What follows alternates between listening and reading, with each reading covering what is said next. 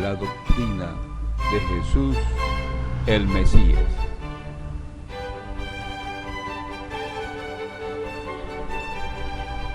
¿Qué enseñaba Jesús realmente? ¿Qué dicen los evangelios? ¿Tiene algo que ver con usted? Al principio de su obra, Jesús explica con claridad lo que sería el centro de su doctrina. Le dijo a Nicodemo: tanto amó Dios al mundo, que dio a su Hijo unigénito, para que todo el que ejerza fe en Él no sea destruido, sino que tenga vida eterna. Juan capítulo 3, versículo 16.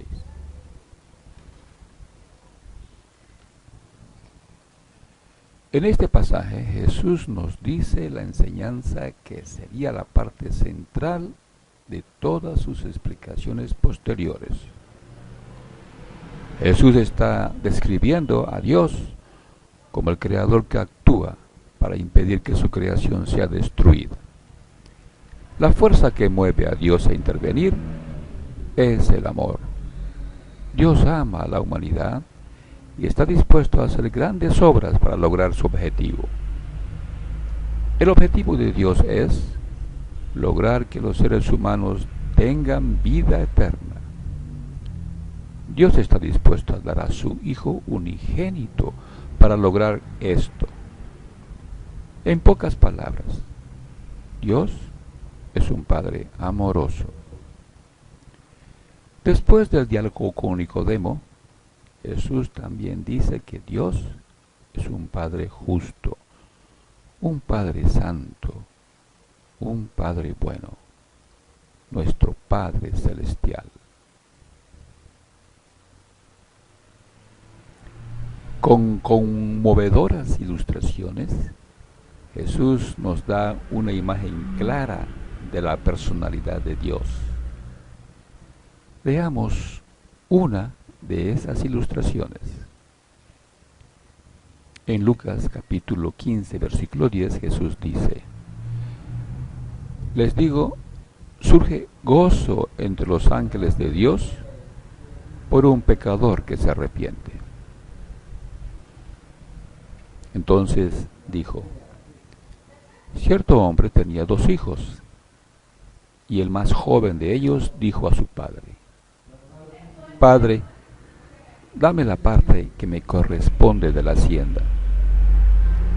Entonces él les dividió su medio de vivir.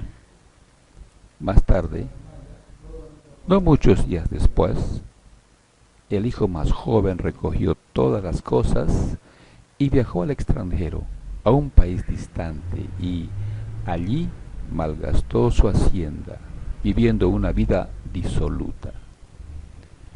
Cuando lo hubo gastado todo, ocurrió un hambre severa por todo aquel país, y él comenzó a padecer necesidad. Hasta fue y se acogió a uno de los ciudadanos de aquel país, y éste lo envió a sus campos a guardar cerdos, y deseaba saciarse de las algarrobas que comían los cerdos, y nadie le daba nada. Cuando recobró el juicio, dijo: ¿cuántos asalariados de mi padre tienen pan en abundancia, mientras yo aquí perezco de hambre? Me levantaré y haré el viaje a donde mi padre, y le diré: Padre, he pecado contra el cielo y contra ti. Ya no soy digno de ser llamado hijo tuyo. Hazme como uno de tus asalariados. De modo que se levantó y fue a donde su padre. Y mientras él estaba todavía lejos, su padre alcanzó a verlo y se enterneció y corrió y se le echó sobre el cuello y lo besó tiernamente. Entonces el hijo le dijo: Padre, he pecado contra el cielo y contra ti. ya no soy digno de ser llamado hijo tuyo. Hazme como uno de tus asalariados.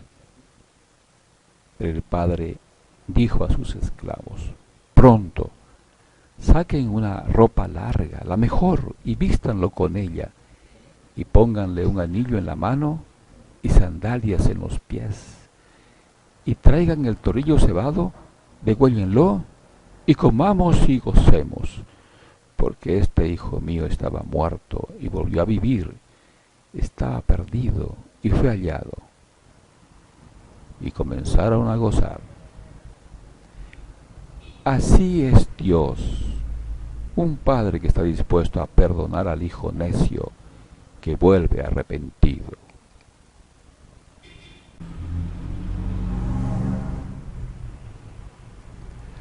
Los apóstoles entendieron bien el objetivo que tenía Jesús. Jesús estaba tratando de que volvamos a ser de la familia de Dios. Leamos lo que escribió el apóstol Juan. En Juan, capítulo 1, versículo 10 en adelante, dice: aquel que es la palabra estaba en el mundo. Dios creó el mundo por medio de aquel que es la palabra, pero la gente no lo reconoció. La palabra vino a vivir a este mundo, pero su pueblo no lo aceptó. Pero aquellos que la aceptaron y creyeron en ella, llegaron a ser hijos de Dios. Son hijos de Dios por voluntad divina, no por voluntad humana. Aquel que es la palabra habitó entre nosotros y fue como uno de nosotros. Vimos el poder que le pertenece como Hijo único de Dios, pues nos ha mostrado todo el amor y toda la verdad.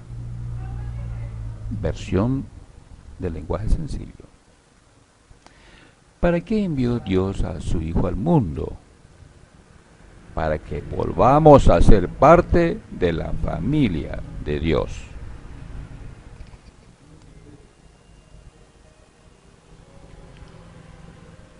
Otra ilustración muy instructiva la hallamos en Mateo capítulo 7, versículo 7 en adelante.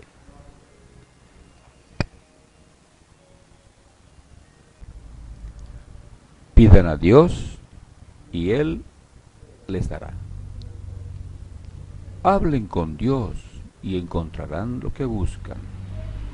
Llámenlo y Él los atenderá. Porque el que confía en Dios recibe lo que pide, encuentra lo que busca, y si llama, es atendido. Nadie le da a su hijo una piedra si él le pide pan, ni le da una serpiente si le pide un pescado. Si ustedes, que son malos, saben dar cosas buenas a sus hijos, con mayor razón Dios, su Padre que está en el cielo, dará buenas cosas a quienes se las pidan. No hay verdadera razón para preocuparnos tanto por nuestras necesidades materiales. Dios es un Padre responsable y cuida tiernamente a sus criaturas. En el sermón más extenso registrado en los evangelios, de nuevo Jesús describe a Dios como un Padre en quien podemos confiar de forma absoluta.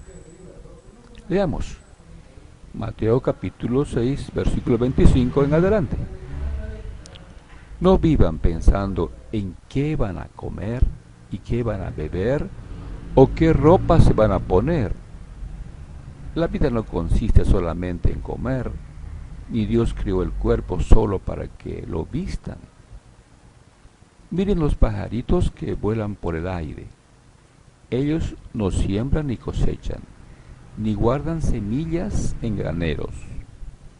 Sin embargo, Dios, el Padre que está en el cielo, les da todo lo que necesitan. Y ustedes son más importantes que ellos. ¿Creen ustedes que por preocuparse vivirán un día más? Aprendan de las flores que están en el campo. Ellas no trabajan para hacerse sus vestidos. Sin embargo, les aseguro que ni el rey Salomón se vistió tan bien como ellas, aunque tuvo muchas riquezas. Si Dios hace tan hermosas a las flores y viven tan poco tiempo, ¿acaso no hará más por ustedes? Versión Biblia de lenguaje sencillo. Jesús en esta parábola trata de infundir en sus discípulos fe, confianza en Dios. Jesús sigue diciéndoles: veo que todavía no han aprendido a confiar en Dios. Ya no se preocupen por lo que van a comer o lo que van a beber o por la ropa que se van a poner. Solo los que no conocen a Dios se preocupan por eso. Ustedes tienen como Padre a Dios que está en el cielo y Él sabe lo que ustedes necesitan. Lo más importante es que reconozcan a Dios como único Rey y que hagan lo que Él les pide. Dios les dará a su tiempo todo lo que necesiten. Así que no se preocupen por lo que pasará mañana. Ya tendrán tiempo para eso. Recuerden que ya tenemos bastante con los problemas de cada día.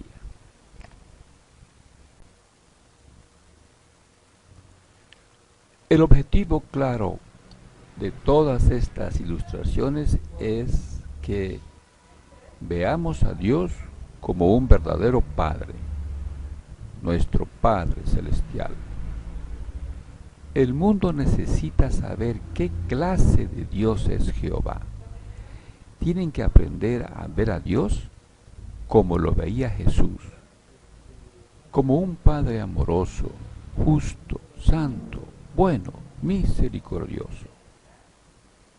Este es el fundamento de toda la doctrina de Jesús, el Mesías. Siguiendo con su objetivo, Jesús enseña a sus discípulos a comunicarse con Dios de modo efectivo. Les dice, según está registrado en Mateo capítulo 6, versículo 5 en adelante: cuando ustedes oren, no hagan como los hipócritas. A ellos les encanta que la gente los vea orar. Por eso oran de pie en las sinagogas y en los lugares por donde pasa mucha gente. Pueden estar seguros de que no tendrán otra recompensa.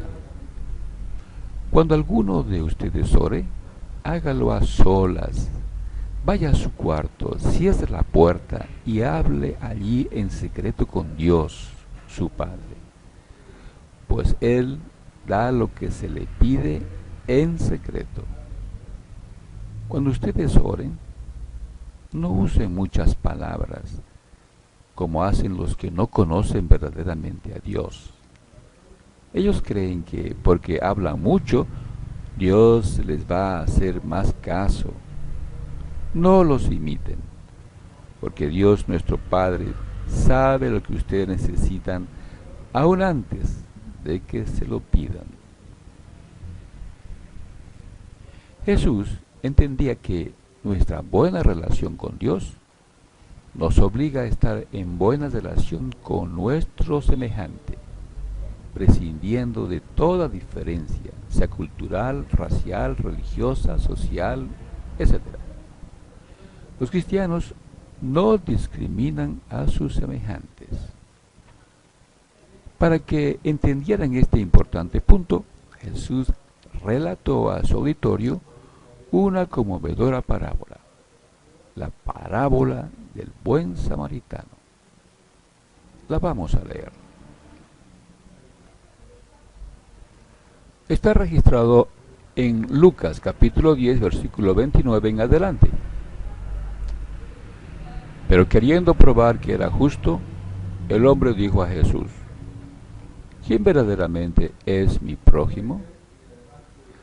Respondiendo Jesús le dijo: cierto hombre bajaba de Jerusalén a Jericó y cayó entre salteadores, que lo despojaron y también le descargaron golpes y se fueron, dejándolo medio muerto. Ahora bien, por casualidad cierto sacerdote bajaba por aquel camino, pero cuando lo vio pasó por el otro lado. Asimismo, un levita también, cuando bajó al lugar y lo vio, pasó por el otro lado.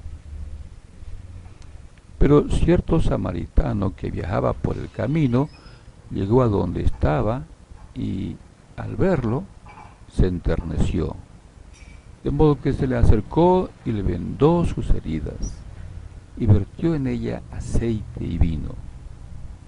Luego lo montó sobre su propia bestia y lo llevó a un mesón y lo cuidó. Y al día siguiente sacó 2 denarios, se lo dio al mesonero y dijo: cuídalo, y lo que gastes, además de esto, te lo pagaré cuando vuelva acá.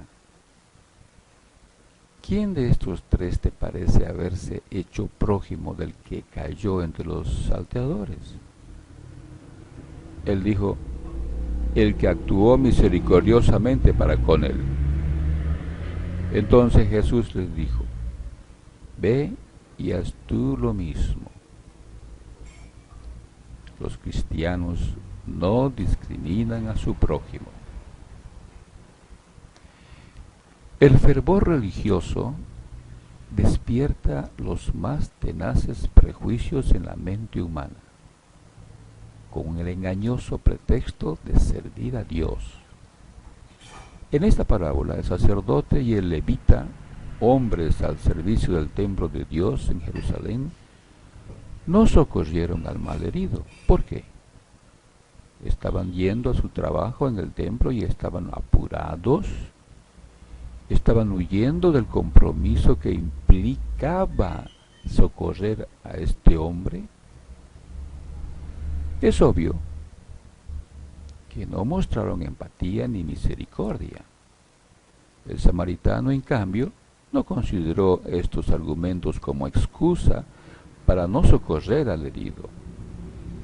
Si el malherido era judío, tenía fuertes razones para abandonarlo, pues los samaritanos y los judíos no se trataban. Pero nada de esto impidió al samaritano ayudar a su prójimo desvalido. Esta parábola nos enseña a todos cómo debemos ver y tratar a nuestro prójimo para estar en paz con Dios. En el siglo XXI vemos denominaciones que se dicen cristianas, que se creen portadoras de la verdad absoluta en materia de religión. Interpretan la Biblia y no aceptan ningún cuestionamiento a sus enseñanzas. Expulsan de su membresía a cualquiera que los cuestiona, negando al expulsado todo trato social y espiritual. Jesús no aprobaba el fanatismo religioso, el sectarismo entre sus discípulos.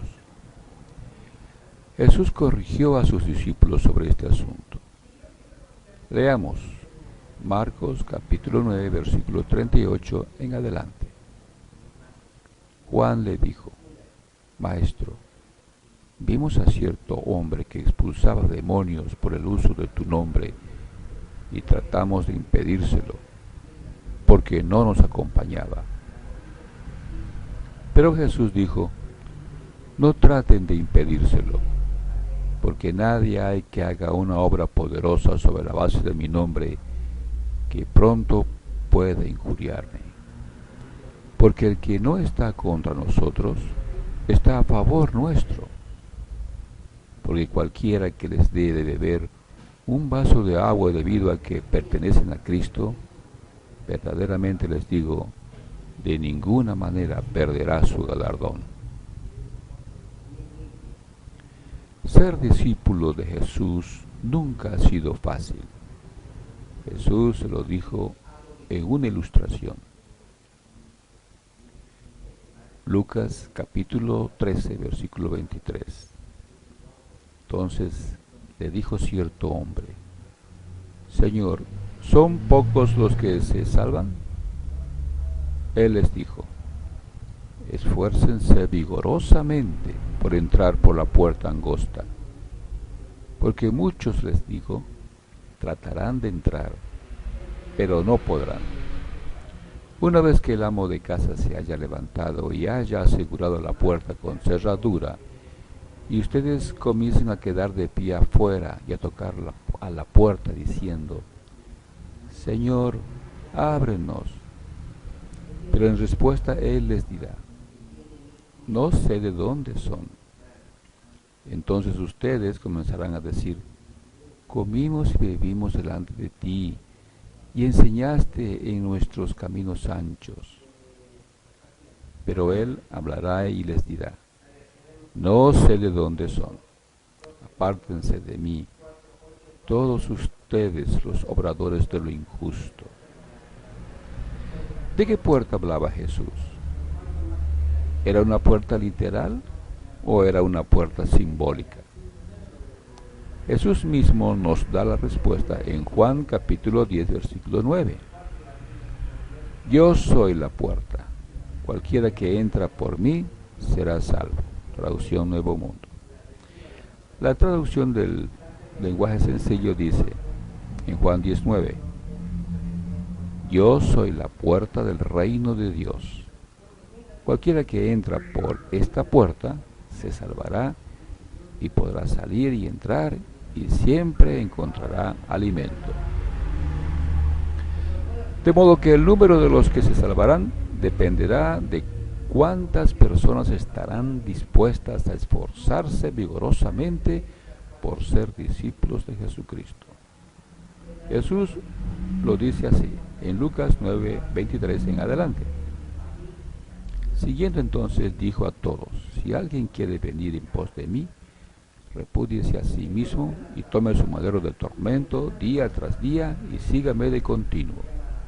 Porque el que quiera salvar su alma la perderá, pero el que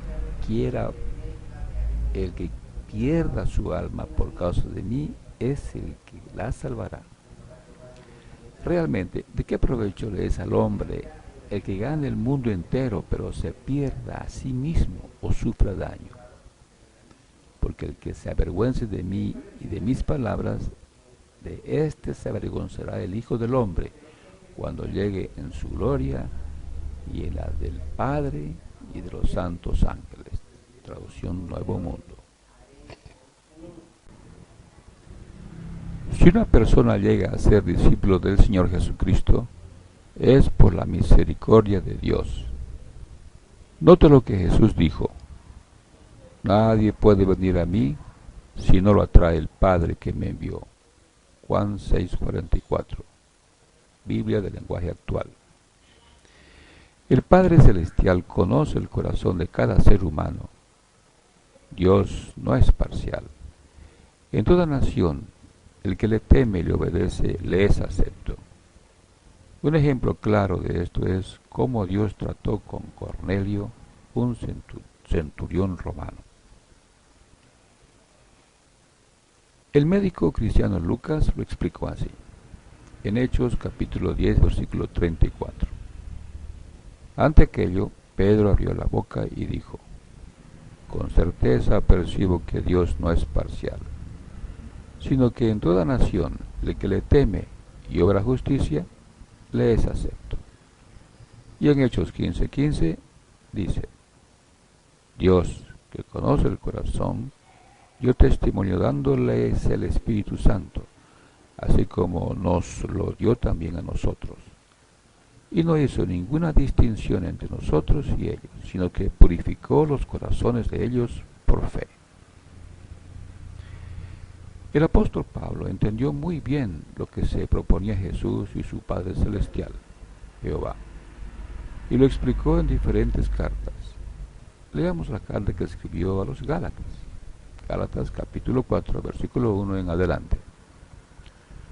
Lo que quiero decir es esto: mientras el hijo es menor de edad, es igual a cualquier esclavo de la familia y depende de las personas que lo cuidan y le enseñan, hasta el día en que su padre le entrega sus propiedades y lo hace dueño de todo. Algo así pasaba con nosotros cuando todavía no conocíamos a Cristo.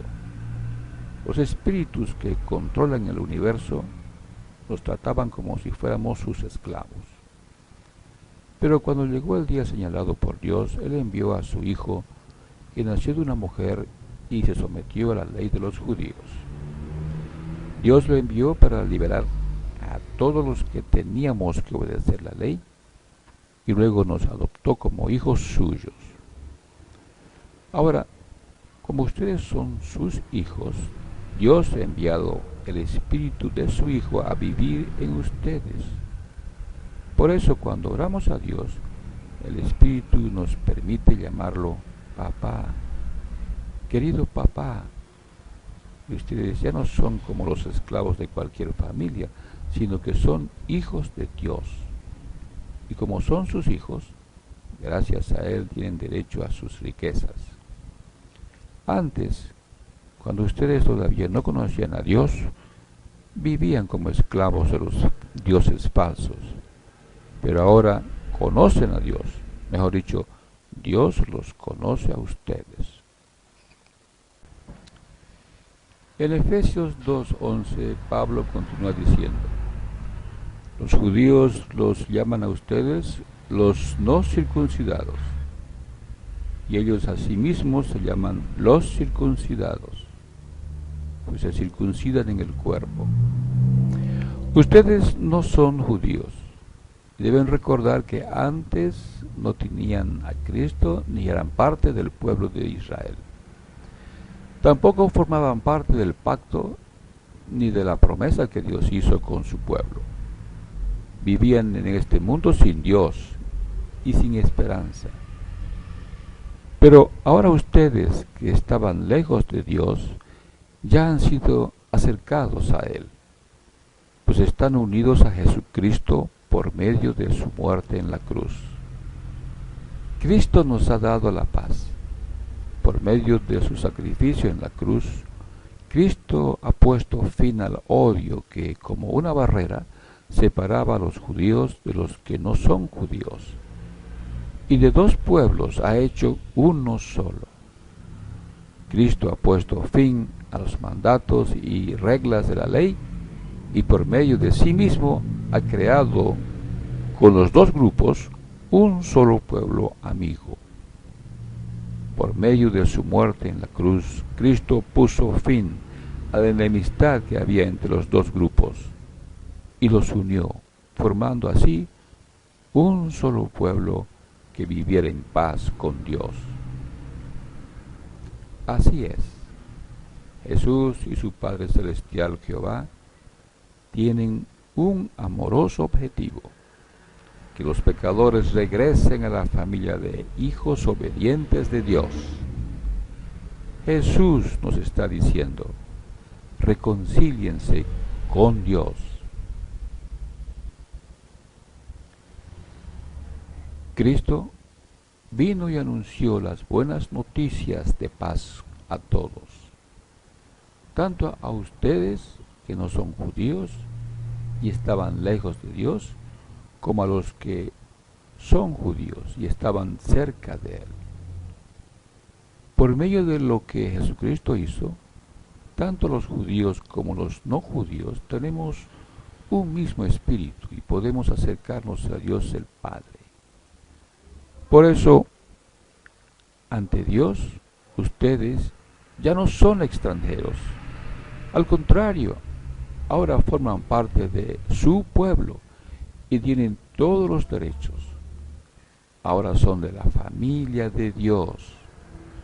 Todos los miembros de la iglesia son como un edificio, el cual está construido sobre la enseñanza de los apóstoles y los profetas.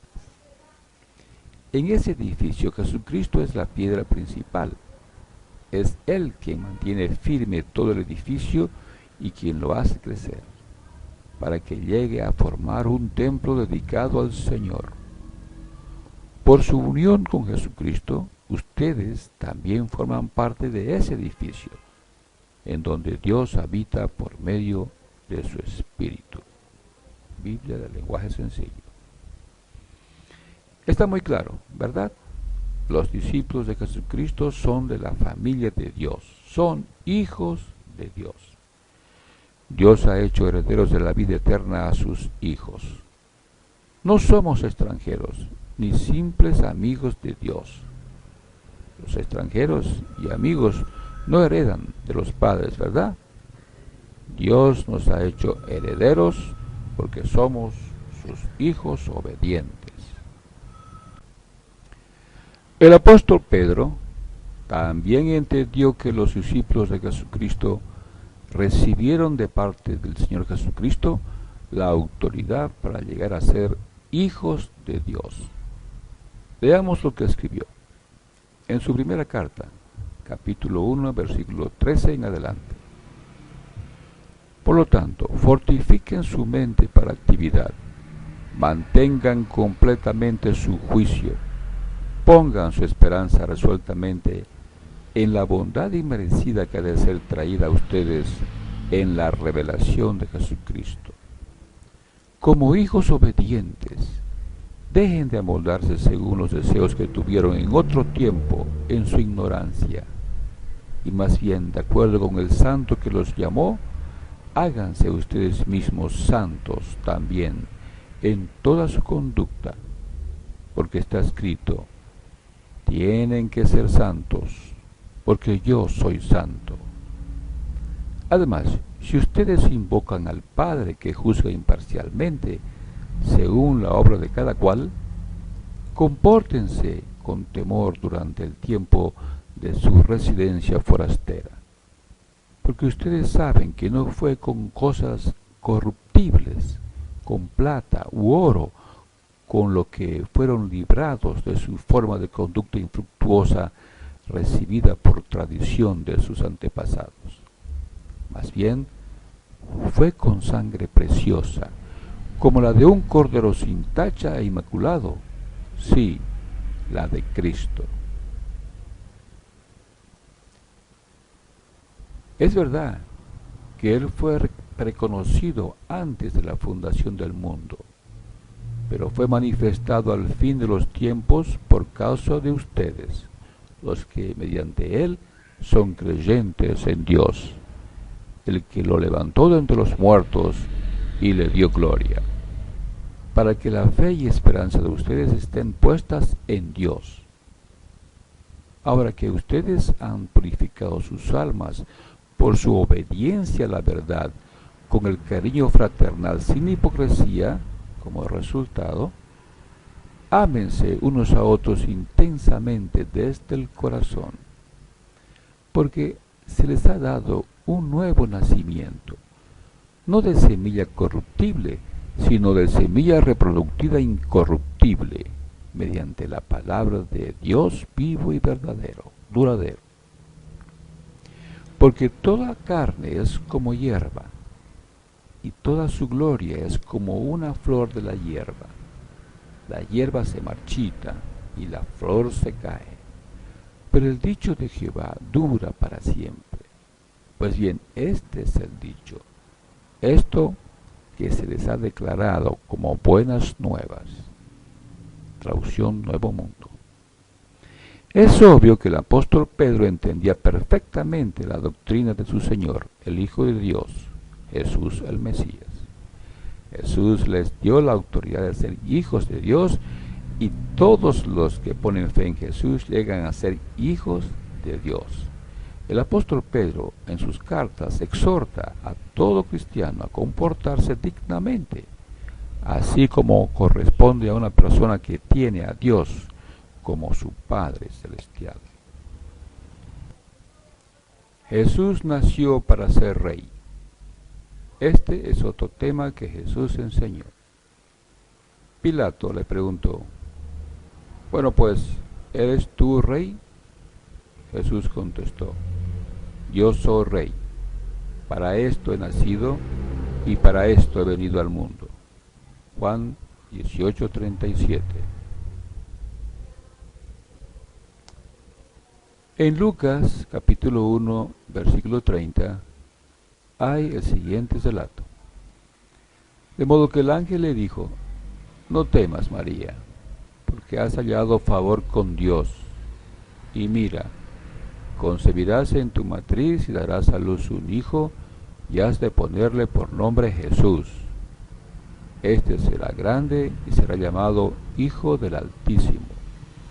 Y Jehová Dios le dará el trono de David su padre, y reinará sobre la casa de Jacob para siempre, y de su reino no habrá fin. A los 30 años Jesús fue ungido como rey por Dios, cuando estaba siendo bautizado por Juan el Bautista en el río Jordán a la edad de 30 años. El registro se encuentra en Lucas capítulo 3, versículo 21.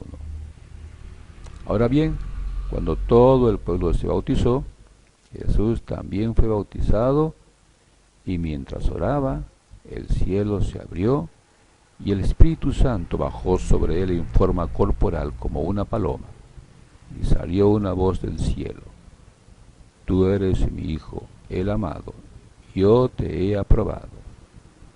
Jesús mismo, cuando comenzó su obra, era como de 30 años. En el momento de su bautismo, Dios ungió a Jesús como rey. Pero Jesús nunca llegó a ser rey de Israel. Sin embargo, sus discípulos lo han reconocido como rey por casi 2000 años ya. El reino de Jesucristo es su congregación de discípulos. Sin embargo, Dios ha decretado que el reino de su amado Hijo tiene que llegar a ser sobre toda la tierra. Así está escrito en el libro de Apocalipsis. Leamos la profecía. Apocalipsis 11:15. Y el séptimo ángel tocó su trompeta, y en el cielo ocurrieron voces fuertes que decían: el reino del mundo sí llegó a ser el reino de nuestro Señor y de su Cristo, y Él reinará para siempre jamás. Jesús sabía que su reino abarcaría toda la tierra. En su sermón en el monte dijo: felices son los de genio apacible, puesto que ellos heredarán la tierra. Mateo 5:5, traducción Nuevo Mundo. Así es, el reino de Dios será sobre toda la tierra. Jesús emprendió una extensa obra de difusión de ese gobierno. Marcos capítulo 1 versículo 14 dice: ahora bien, después que Juan fue arrestado, Jesús entró en Galilea, predicando las buenas nuevas de Dios y diciendo: el tiempo señalado se ha cumplido, y el reino de Dios se ha acercado. Arrepiéntanse y tengan fe en las buenas nuevas. Traducción del Nuevo Mundo. Es casi un año después del bautismo de Jesús. ¿Qué era el reino de Dios para Jesús? ¿De qué manera se había acercado ese reino? ¿Qué eran las buenas nuevas en las que tenían que poner fe? Leamos cómo responde Jesús a los líderes de su tiempo. Mateo capítulo 21 versículo 42 dice: Jesús les dijo: ¿no recuerdan lo que dice la Biblia? La piedra que rechazaron los constructores del templo es ahora la piedra principal. Esto nos deja maravillados, pues Dios es quien lo hizo. Les aseguro que Dios les quitará a ustedes el derecho de pertenecer a su reino y se lo dará a los que le obedecen en todo. Veamos el pasaje de Mateo 21:43 otra vez, pero en la versión internacional, en la nueva versión internacional. Por eso les digo que el reino de Dios les será quitado a ustedes y se le entregará a un pueblo que produzca los frutos del reino. Por las palabras de Jesús inferimos que Israel era el reino de Dios hasta ese momento. Pero eso iba a cambiar. Israel perdería el privilegio de ser el reino de Dios. Otra nación tomaría su lugar. Según el apóstol Pablo, la congregación de discípulos de Jesucristo llegó a ser el reino de Dios. Escribiendo una carta a los cristianos colosenses, dijo lo siguiente, en Colosenses capítulo 1, versículo 10 al 13. Vamos a leer en la Biblia del lenguaje actual. Que lleven una vida digna del Señor y de su total agrado, produciendo frutos en toda clase de buenas obras y creciendo en el conocimiento de Dios. Que se muestren fuertes en todo sentido, fortalecidos por la gloria de Dios, que se puedan sufrir y perseverar sin perder la alegría, y que den gracias al Padre que nos preparó para recibir nuestra parte en la herencia reservada a los santos en su reino de luz. Él nos arrancó del poder de las tinieblas y nos trasladó al reino de su Hijo amado. Colosenses capítulo 1 versículo 13 vamos a volver a leer en la traducción del lenguaje sencillo. Dios nos rescató de la oscuridad en que vivíamos y nos llevó al reino de su amado Hijo.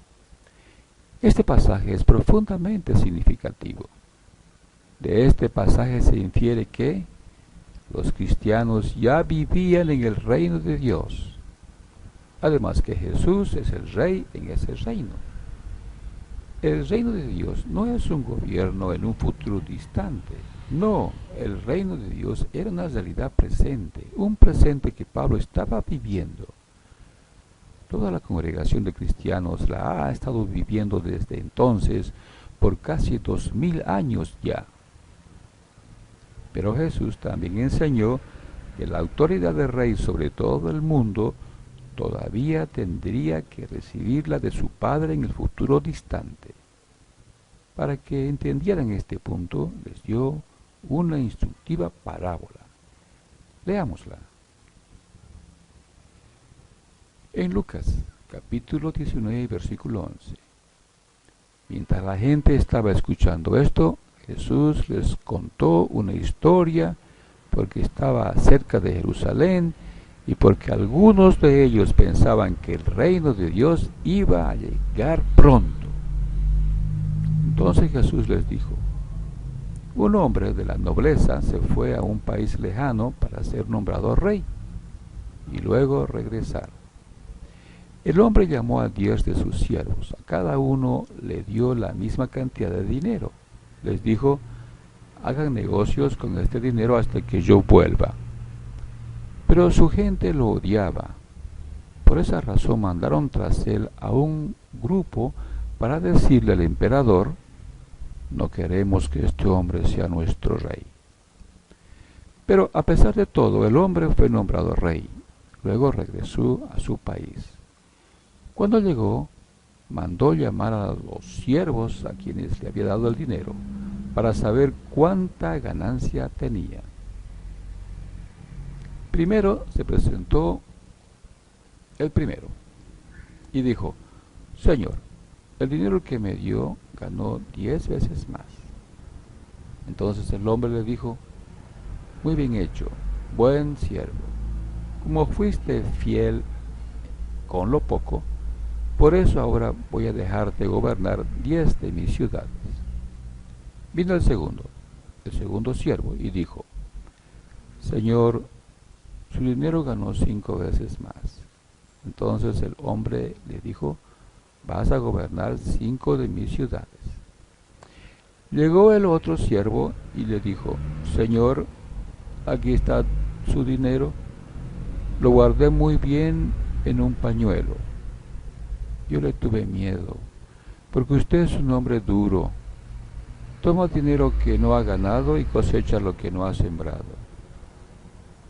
Entonces el rey le dijo, siervo malo, usaré tus propias palabras contra ti para condenarte. con que sabías que yo soy un hombre duro, que tomo dinero que no he ganado y cosecho lo que no he sembrado. Siendo así, ¿por qué no pusiste mi dinero en un banco para que así cuando yo regresara hubiera ganado intereses? Luego les dijo a los que estaban parados allí: quítenle el dinero que tiene y désenlo al que tiene 10 veces más. Ellos le dijeron: Señor, él ya tiene 10 veces más. El rey les dijo: yo les digo, a todo el que hace buen uso de lo que tiene, se le dará más. Pero al que no hace buen uso de lo que tiene, se le quitará todo. En cuanto a mis enemigos que no querían que yo fuera rey, tráiganmelos y mátenlos delante de mí. El hombre de la nobleza que es nombrado rey y viaja a conseguir poder real es Jesucristo.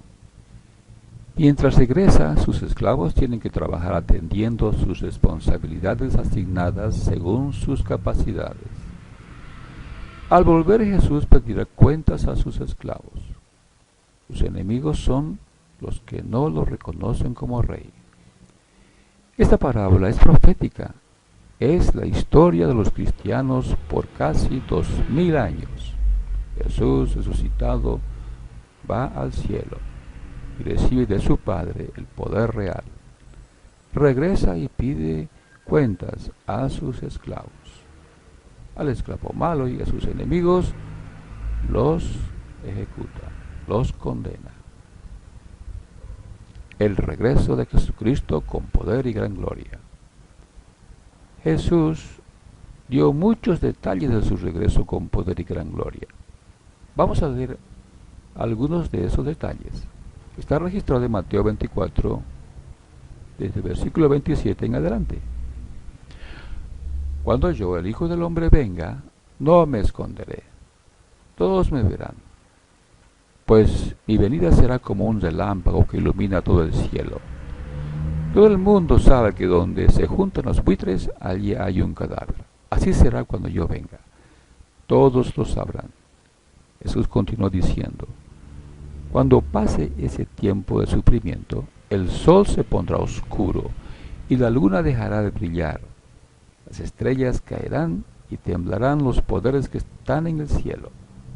Entonces todos verán en el cielo una señal, la cual indicará que yo, el Hijo del Hombre, vengo de nuevo. Y cuando me vean venir sobre las nubes del cielo, con mucho poder y gloria, todos los países del mundo temblarán de miedo.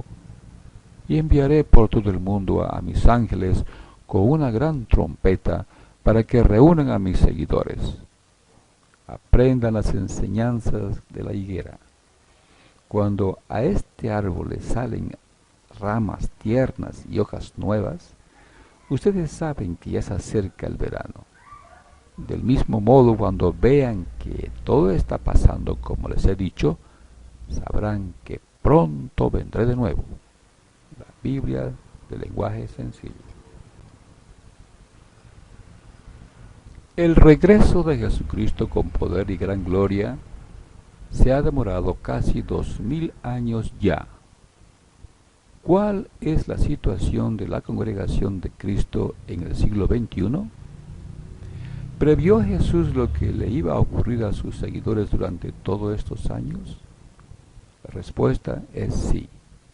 Jesús describió la situación en una parábola. La vamos a leer en Mateo capítulo 13, versículo 24 en adelante. Jesús les puso este otro ejemplo. En el reino de Dios sucede lo mismo que le pasó a uno que sembró en su terreno muy buena semilla de trigo. Mientras todos dormían, llegó su enemigo y entre las semillas de trigo sembró semilla de una mala hierba llamada cizaña, y después se fue. Cuando las semillas del trigo produjeron espiga, los trabajadores se dieron cuenta de que también había crecido cizaña. Entonces fueron a donde estaba el dueño del terreno y le dijeron: Señor, si usted sembró buenas semillas de trigo, ¿por qué también creció la cizaña? El dueño les dijo: esto lo hizo mi enemigo. Los trabajadores le preguntaron: ¿quieres que vayamos a arrancar la mala hierba? El dueño le dijo: no, el trigo y la cizaña se parecen mucho, y a lo mejor ustedes van a arrancar el trigo junto con la cizaña. Mejor dejen que las dos plantas crezcan juntas. Cuando llegue el tiempo de la cosecha, podremos distinguir cuál es el trigo y cuál es la cizaña. Entonces enviaré a los trabajadores para que arranquen primero la cizaña, la amontonen y la quemen. Luego recogerán el trigo y lo llevarán a mi granero. Biblia de lenguaje sencillo. Ahora veamos la explicación. Mateo capítulo 13, versículo 36 dice: luego, después de despedir a las muchedumbres, entró en la casa y sus discípulos vinieron a él y dijeron: explícanos la ilustración de la mala hierba en el campo. Y respuesta dijo: el sembrador de la semilla excelente es el Hijo del Hombre. El campo es el mundo. En cuanto a la semilla excelente, esos son los hijos del reino. Pero la mala hierba son los hijos del inicuo. Y el enemigo que la sembró es el diablo. La siega es una conclusión de un sistema de cosas y los segadores son los ángeles. De manera que así como se junta la mala hierba y se quema con fuego, así será en la conclusión del sistema de cosas.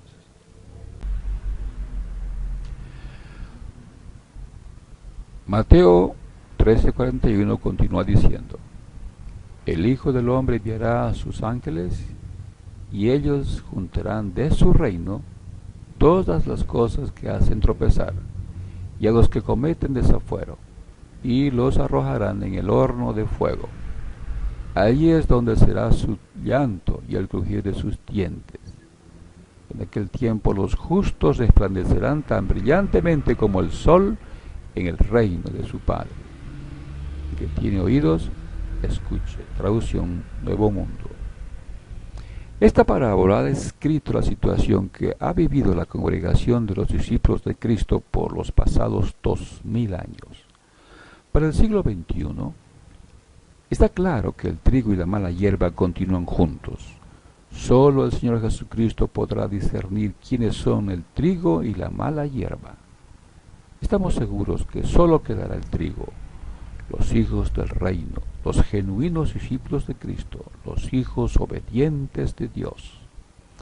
A los que han puesto fe en Jesucristo, Dios les asegura protección y vida eterna bajo el gobierno de su amado Hijo Jesucristo. El apóstol Pablo en Gálatas capítulo 3 versículo 26 dice: todos ustedes, de hecho, son hijos de Dios mediante su fe en Cristo Jesús. Porque todos ustedes, los que fueron bautizados en Cristo, se han vestido de Cristo. Esta es la verdadera doctrina del Señor Jesucristo. Fin del artículo.